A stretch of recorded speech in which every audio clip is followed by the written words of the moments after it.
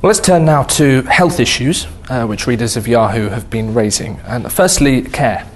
And Kristen, whose mother-in-law, she's a dementia sufferer, she had to sell her property to pay for care in a residential home. She wants to know what you intend to do about, as she puts it, the scandal of care home fees, because £700, she says, a week is no joke. Yeah. The whole system is in crisis.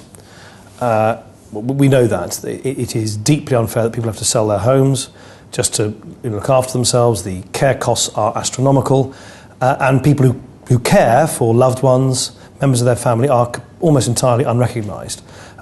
What we're saying is that this is a problem, in a sense, which goes beyond any single party, because this is part of a demographic trend that's going to go on for years and years and years. The costs are going to become greater.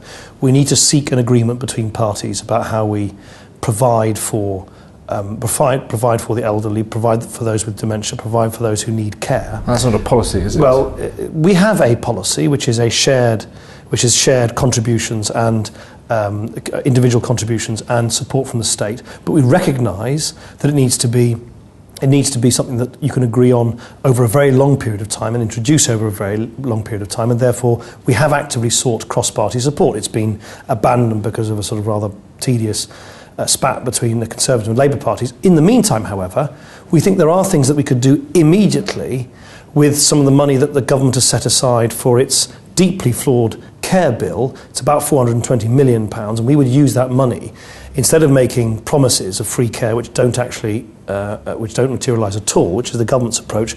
We would use that money to provide 1 week off, 1 week of respite for those carers, those million carers who provide more than 50 hours of care to their loved ones every week. That is a major, major start, a major, major advance for carers, but it's not solving all the problems overnight.